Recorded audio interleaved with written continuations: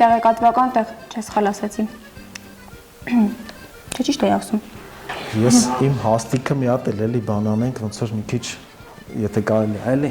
Գիտավորնես, մենեջեր։ Հա, շատ լավ, մնացածը գծովն է, հա, ինչի գծով սենց էլի։ Կենսացի կրի։ Բարի վայելում։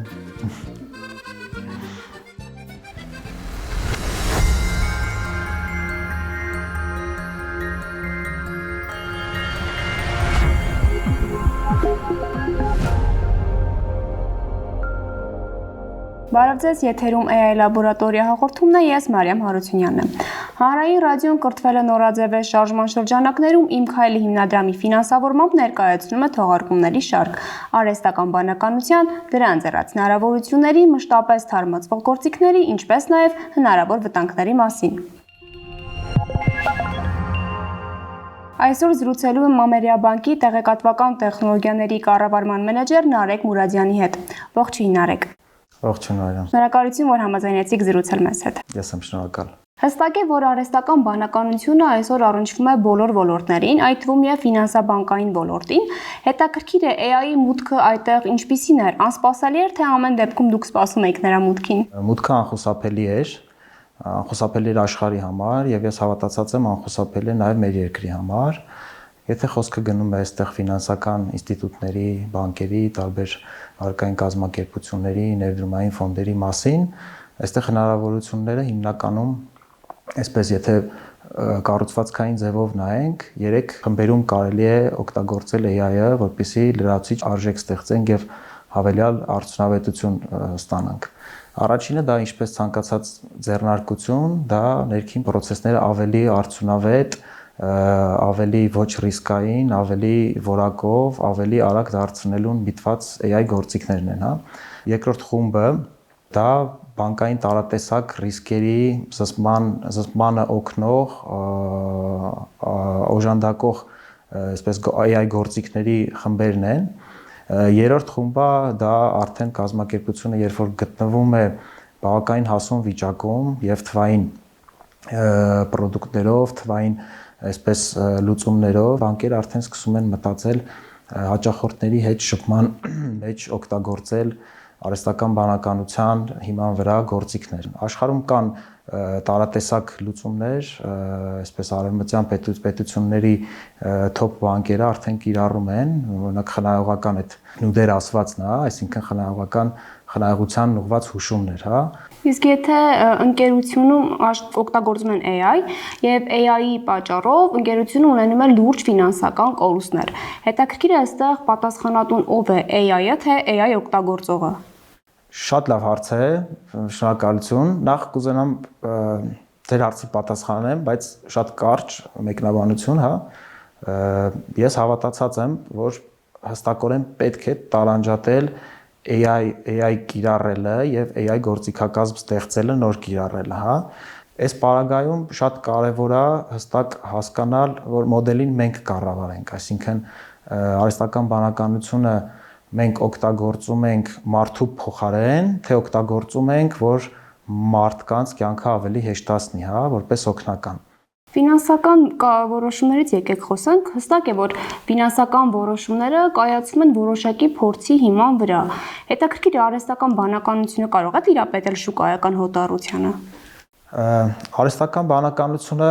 կարծում եմ կարող է տիրապետել այն տեսանկյունից, որ եթե մենք արհեստական բանականության մոդելներին զինենք անհրաժեշտ ինֆորմացիայով, ինչ որ մենք ունենք, օրինակ ես շուկայի վերլուծաբան եմ, ենթադրենք, հա, պետք է կատարեմ որոշակի հետազոտություն։ Ես իմ փորձով, իմ գիտելիքներով տիրապետում եմ տարբեր ինֆորմացիայի։ Եթե այդ ամբողջ ինֆորմացիան մենք լեզվական մոդելի ընդունելիության, այսպես շրջանակներում կարողանանք իրեն տրամադրել եւ ըստ կարեւորության, առաջնահերթության տրամադրել, բավականին կոռեկտ կստացվի։ Իսկ հայաստանյան ՏՏ եւ ֆինանսական այս սեկտորը պատրաստ է այս տրանսֆորմացիային։ Կարծում եմ ՏՏ սեկտորը պատրաստ էր, IT ընկերությունները եթե վերցնենք, հաշվի առնելով նաեւ որ IT ընկերությունների մի ահագին մասը ունեն ոնց որ գլխամասային ընկերություն, ավելի առաջադեմ տեխնոլոգիապես առաջադեմ պետություններում, իսկ մյուս մասն էլ ունեն ակտիվ գործընկերային հարաբերություններ նման top ընկերությունների հետ իրենք ավելի պատրաստ էին, քան ֆինանսական հատվածը։ Այստեղ մի բան կուզեմ նշել, շատ կարևոր է, որ AI-ը կիրառվի ինչու է ասում ռազմավարության մասին, որտեղ ռազմավարության մեջ հստակ մի կոմպոնենտ է AI governance ասվածն է, այսինքն կառավարում, այստեղ ցանկապատների պես, այսպես եթե ճակերտավոր նայենք, սահմաններ են գծվում, այսինքն այս սահմանից մեջ ներսում ինչ ուզում եք արեք, դու կոպիտ եմ ասում, հա, իսկ դուրս չի կարելի։ Այդ սահմաններից մեկը օրինակ երկրներ կան, մասնավորապես Եվրոմիության երկրներում հենց եվրոզոնայի համար ռեգուլյացիա ընդունված, կարծեմ 23 թե 24 թվականին, որ այնտեղ ինչ է ասվում գեներատիվ AI-ի մասին, ցանկացած նյութ, որ ստեղծվել է գեներատիվ AI-ի միջոցով, դա կլինի նկար, վիդեո, երաժշտություն, տեքստ, պետք է միջև հրապարակումը, ինչ որ հրապարակման չափանիշներ են տրված, հա, որը համարում հրապարակում, պետք է հստակ նշվի, որ ինքը գեներացված է AI-ի կողմից։ Սա այդ թափանցիկությունն է, transparency ասվածը։ Այդպես արդեն խարդախություններն էլ կնվազեն։ Այո, հիմա սոցցանցերում նայում ենք, տարբեր բաներ կան, սենց փորձում ենք խորանալ հասկանալ աջ անկյունում է գրված, թե ձախ անկյունում այդ թուլը, այդ գործիքի անունը, որով ստեղծել են, եւ նաեւ դա բերում է սոցիալական տարբեր էֆեկտների։ Իսկ ձեր կարծիքով կգա մի օր, որ բանկերում կամ ֆինանսական կազմակերպություններում աշխատանքային ժողովի ժամանակ աթոռներից մեկի վրա նստած կլինի ոչ թե մարդ, այլ որևէ սերվեր։ Հետարքիր հարց է, կարելի է մտածել, այսպես նման հարցերի շուրջ սովորաբար արձագանքները հիմնականում լինում են այսպես չելենջային։ Ես կարծում եմ ինչ որ մի օր հնարավորություն կա ակտիվ օգտագործում, մասնավորապես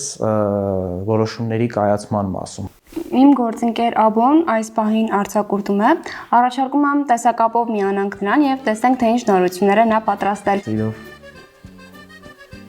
Ողջույն Աբո։ Լսում ես դու մեզ։ Աբո։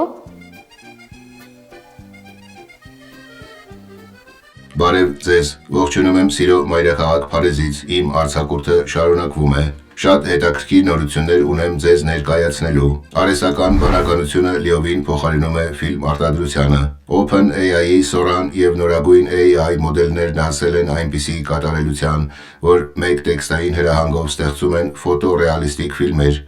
Այլևս կարիք չկա թանկարժեք տաղավարների կամ հազարավոր դերասանների։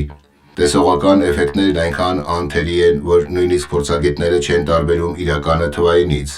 Սա ստեղծագործական անսահման ազատություն է, բայց նաև լուրջ սպառնալիք հեղինակային իրավունքին։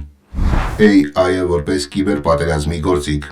Ցավոք, նորությունները միայն դրական չեն։ 2026-ին արձանագրվել են AI-ի միջոցով իրականացված ամենաբարդ կիբերհարձակումները։ Արհեստական բանականությունը ոչ միայն ստեղծում է, այլև կարող է դառնալ վտանգավոր զենք։ Օգտագործելով deepfake տեխնոլոգիան, AI-ն այժմ կարողանում է 100% ճշգրտությամբ կրկնօրինակել ցանկացած մարդու ձայնն ու դեմքը իրական ժամանակում։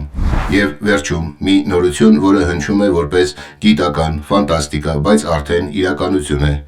AI-ը սովորել է կարդալ մարդու մտքերը։ Մետայի եւ առաջատար լաբորատորիաների նորագույն տեխնոլոգիաներն այժմ կարողանում են վերցնել ուղեղի ազդակները առանց որևէ չիպի ներդրման։ Հատուկ սենսորների միջոցով AI-ը տեսնում է այն պատկերները, որոնք դուք պարզապես պատկերացնում եք, եւ դրանք ակնթարթորեն արտացոլում էկրանին։ Սա հեղափոխական քայլ է հատկապես հաղորդակցման խնդիրներ ունեցող մարդկանց համար, ովքեր այսուհետ կկարողանան շփվել աշխարհի հետ միայն մտքի ուժով։ Մարդկային ուղեղի եւ մեքենայի սահմանն այլևս պաշտոնապես ջնջված է։ Սիրով, Abo News։ Շնորհակալություն Աբո։ Նարեկ հավանեցիք Աբոյի պատրաստած նորությունները։ Շատ հավանեցի, իդեպ շատ մոտիվացնող է։ Կարծում եմ կարևոր է, որ բանկերը մոտենան AI գործիքակազմի կիրառմանը զգուշորեն, որոշակի էքսպերիմենտներ անելով, բայց սկսելով փոքրից։ Ինչպես արել ենք օրինակ մենք Ամերիկա բանկում, սկսել ենք շատ փոքրից, որոշակի process-ներ ունենք արդեն, որոնք օգտագործված են, մասշտաբայնացված են կազմակերպությունում, զուգահեռաբար ուսումնասիրում ենք AI-ը ռազմավարական արդեն մակարդակում ավելի լայն կիրառություն, ինչի մասին խոսեցի, այդ ամբողջը վերաբերվում է ամբողջովին լոկալ մոդելների մասին, տեղում մեր ինֆրաստրուկտուրայի վրա տեղադրված լեզվական մոդելների, որոնք ունակ են ինտեգրվելու մեր ներքին համակարգերի հետ եւ աշխատելու առանց ինտերնետի հասանելիության։ Նարեկ ջան, մի րոպե, մի հարցել ես ունեմ։ Ձեր կարծիքով ԱԲ-ն կարող է վնասել ֆինանսների ոլորտը։ Շնորհակալություն հարցի համար։ Կարծում եմ վստահաբար կարող է, եթե հայտնվի ոչ ճիշտ ձեռքերում։ Այսինքն այն մարդիկ, մասնագետները, որոնք պետք է կառավարեն, կարգավորեն AI շրջանակները, գործելու շրջանակները, դա չանեն կամ անեն շատ սխալ ձևով, սխալ չափանիշներ, սխալ այդ գարդլայններ ասված, ցանկապատեր տեղադրված, այսպես ճակերտավոր իրավիճակում, այդ պարագայում բնականաբար ցանկացած կազմակերպություն, ինչպես նաև բանկերն էլ խոցելի կլինեն։ Պարզ է, շնորհակալություն, ես գնացի արձակուրդս վայելելու։ Բարի վայելում։ Շնորհակալություն։ Նարեկ, մեզ համար շատ կարևոր է, որ մենք ոչ միայն խոսենք AI-ից, այլև գործնականում ցույց տանք ֆինանսներին առնչվող ինչ հետաքրքիր AI գործիք կարող եք ցույց տալ։ Սիրով, զուգահեռաբար ես կուզեմ ներկայացնել մի AI ագենտի, այսպես կամ ագենտիկ, շատ փոքր։ Ցույց տանք։ Ցույց տանք։ Սա առաջադրանքների կառավարման համակարգ է, ջիռը համակարգ, ամբողջ աշխարհի ՏՏ ոլորտում ու ծրագրավորման ոլորտում կիրառվում է, այստեղ գրված է մի առաջադրանք, այսպես տեսնում ենք, user story, օգտագործողի պատմություն, սա այն պահանջներն են, որի հիման վրա կատարվելով փաստացի ծրագրավորումը ծրագրավորողի կողմից եւ տեստավորումը մեր տեստավորողի կողմից։ Այստեղ ունենք նախնական այսպես draft ձևագիր վիճակի գրած պահանջներ, օրինակ պետք է որոշակի mobile app-ում notification-ները ստանանք արագ, հա, ինչ է նշանակում արագ։ Ծրագրավորողը ոնց գրի, արագը 3 վայրկյանն է, թե 2 վայրկյանն է, թե ինչ որ բան, հա։ Պետք է լինի ինտերֆեյսը user friendly, սա էլ հասկանալի չէ, օրինակ ծրագրավորողը ինչ որ մի ձև գրի ծրագիրը, բայց տեստավորողը ոնց հասկանա հիմա user friendly է, թե չէ։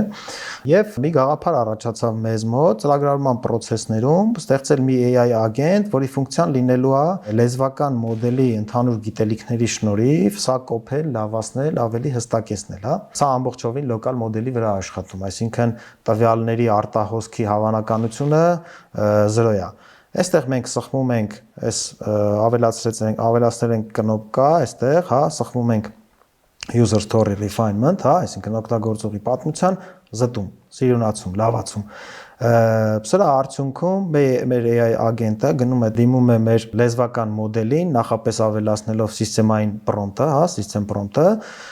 եւ արդյունքը մենք պատասխանով այստեղ ստանում ենք, որը գրվում է comment։ Ինչու ենք comment-ում գրում, հա, ոչ թե օրիգինալ տեքստը փոխում, այ ձեր ասած մարամ նույն մտահոգության համար, որ սա կիրառվի որպես օգնական գործիք։ Սա փոքրիկ AI ագենտ, ես կուզենամ կարճ այստեղ ցույց տամ այս AI ագենտը ոնց է պատրաստվել, ինչ գործիքի միջոցով, սա AI process-ների ավտոմատացման կամ աշխատահոսքերի ստեղծման հարթակներ կան, համակարգեր կան, դրանցից մեկը N8N գործիքն է, N8N աշխարհում լայնորեն օգտագործվում է այդ թվում նաև բանկերում, ֆինանսական ընկերություններում, ինքը հնարավորություն է տալիս առանց ծրագրավորման գիտելիքների, այսպես drag and drop սկզբունքով հավաքել որոշակի աշխատահոսք, հա, workflow։ Աշխատահոսքը սա մեր ցույց տված աշխատահոսքն է, ոնց է ինքը աշխատում, ոնց է հավաքված, փորձենք միասին պատրաստել նորը, հա։ Առաջի քայլում այսպես դատարկ ձևանմուշի վրա մենք նում ենք այսպես հանգույցների ավելացման հնարավորություն կա աշխարհի բոլոր հայտնի այսպես գործիքների հետ, հա։ Այստեղից օրինակ ընտրում ենք, ենթադրենք chatbot ենք ուզում սարքենք, հա։ Ընտրում ենք chat trigger-ն ու հանգույցի անունն է այդպես։ Ընտրելուց հետո կարող ենք այս բան setting-ները թողել ոնց որ լրելային արժեքներով, հա, հնարավորություն կա ֆայլեր վերբեռնելու հնարավորություն ստեղծել, ավելացնել կամ չավելացնել, այս բaragայում մենք կթողենք ուղղակի տեքստ գրել, հա, որպեսզի օգտագործողը կարողանա տեքստ գրի։ Հաջորդ կետում մեր հաջորդ հանգույցը հենց AI ագենտն է, այսինքն ծրագրային այն կտորն է, որի միջոցով մենք դիմելու ենք ինչ-որ մոդելի, լեզվական կամ վիզուալ, այլ ցանկացած մոդել, այս դեպքում մեր վիզուալ մոդելներից կօգտվենք։ Սա մեր ոչ իրական միջավայրն է բնականաբար, մենք ունենք տեղադրած լոկալ մոդելներ, դրանցից մեկը հիմա կընտրենք, հա։ Այսպես ընտրում ենք մոդելը այստեղ, այս դեպքում մենք կընտրենք OpenAI-ի կողմից լոկալ տեղադրվող 20 միլիարդանոց մոդելը GPT-OS 20, որը ընդ որում բավականին լավ նույնիսկ հայերեն է խոսում։ Եվ պետքա ինչ անենք, գրենք system prompt-ը, որպեսզի օգտագործողը ամեն անգամ նույն բանը չգրի, հա, ես ես ինչ մասնագետն եմ, դու սենց օգնական ես եւ այլն։ Այստեղ ինքը default բերում է you are a helpful assistant։ Մի հետարքիր բան է մտքովս անցնում, նշենք for radio program։ Նշենք, որ դու օրինակ պետք է օգնես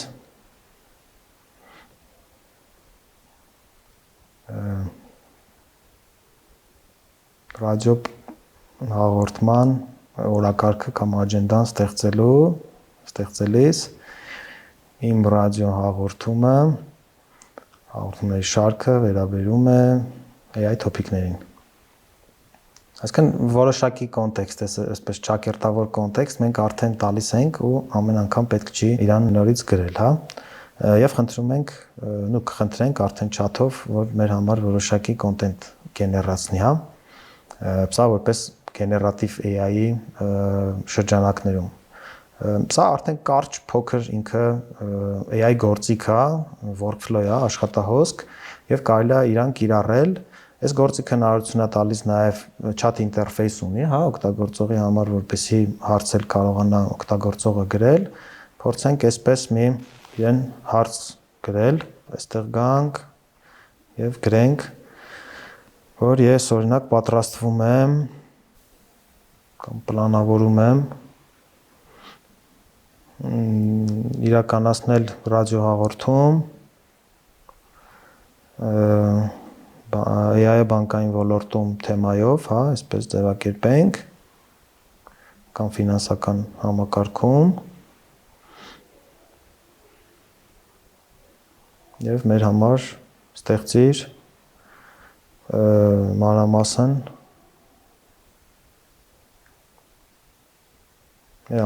մանրամասն պլան եւ օրակարգ։ Փորձենք այսպես, հա, քանի հավելում էլ անենք, որ ավելի լավ արդյունք ունենանք։ Եվ շատ կարևոր է, որ խոսեցինք նաև թափանցիկության ու բացատրելիության explainable ու transparency մասին, այս երկու կոնցեպտի մասին, այստեղ նշենք վերջում խնդրում ենք մեզ տրամադրի ռեֆերենսները, հղումները, որ դու օգտագործել ես, հա։ Սա ընդ որում շատ կարևոր է։ Արդեն ուղարկեցինք հարցը, այս դեպքում ամբողջովին լոկալ համակարգը աշխատեց եւ գեներացրեց որոշակի արդյունք։ Արդյունքը արդեն բավականին մեծ ծավալուն ըստ րոպեների կիսած ինքը որոշակի աջենդա մեզ տվել եւ որոշակի նյութ, հա։ Բնականաբար այս ամեն ինչը կոնկրետ պրոֆեսիոնալները այս դեպքում հաղորդավարները ամեն ինչ կանեին, բայց ժամանակ կծախսեին, հա, ավելի լավ է որոշակի արդեն բանը ստուգել եւ որոշակի նյուանսներ, որ մարդ իր մտքում ունի, բայց այդ բանին միգուցե չգա, AI-ի համար այդ խնդիրը չկա, քանի որ դա կախված է արդեն տեխնիկական հզորությունից։ Եվ այստեղ ռեֆերենսներն էլ են արդեն երևում, մասնարարապես, չգիտեմ, առաջին օրինակ McKinsey ընկերության որոշակի ռեպորտի մասին 23 թվականի 24, ընդ որում սա ամբողջը լոկալ է, հա։ Սա էր ընդհանուր, նշեմ, որ սա low-code սիստեմա է համարվում, այսինքն հնարավորություն կա առանց կոդ գրելու, ծրագրային կոդ գրելու, առանց ծրագրավորող լինելու սարքել որոշակի գործիք։ Սա օրինակ հնարավորություն կստեղծի, սա որպես մեր AI ագենտի այսպես միջուկ, մենք սրանով կարող ենք կամ ռադիո հաղորդավարը, այսպես ենթադրենք ինքը օգտագործում է կամ ենթադրենք դուք օգտագործում եք որոշակի ներքին համակարգ ձեր ընկերությունում եւ այդտեղ ձեր ծրագրերի աջենդան կամ պլանավորումը մանրամասն ունենք, ձեր օրինակ ադմինիստրատորը կարող է webhook ասվածը, հա, մասնագետները գիտեն, դա քիչ դժվար կլինի թարգմանել, webhook ոնց որ link է ինքը, հա, URL-ը լինքը տեղադրել ձեր կայքում որոշ ինչ-որ կնոպկայի տակ, օրինակ ձեր ադմինիստրատորը։ Այդ կնոպկան սեղմելուց այդ սաղ process-ը կգնա, դուք միտեղ էլ հարցը կգրեք ձեր ինտերֆեյսում համակարգի, հա, կգնա եւ արդյունքը կգա օրինակ մյուս ստեղծած նոր դաշտում, այսինքն դա կստացվի, որ ինտեգրեցիք դուք ձեր ներքին համակարգի հետ։ Եվ սա հնարավոր է շատ քիչ ռեսուրսներով կատարել, օրինակ միջին հզորության լապթոփը, որը վիդեոկարտա չունի, բայց ունի բավականին ինչ որ ծավալով օպերացիոն հիշողություն, փոքր մոդելները հնարավոր է իր վրա ամբողջովին լոկալ առանց ինտերնետ, առանց Wi-Fi, առանց ցանց աշխատեցնել։ Շնորհակալություն։ Ես հիշեցնեմ, որ իմ զրուցակիցը Ամերիաբանկի տեղեկատվական տեխնոլոգիաների կառավարման մենեջեր Նարեկ Մուրադյանն էր։ Իսկ մեր հաղորդման գործընկերը կրթվել է նորաձև շարժման շրջանակներում Իմ քայլի հիմնադրամներ։ Տաղավարում ձեզ համար աշխատեց Մարիամ Հարությունյանը։ Կհանդիպենք։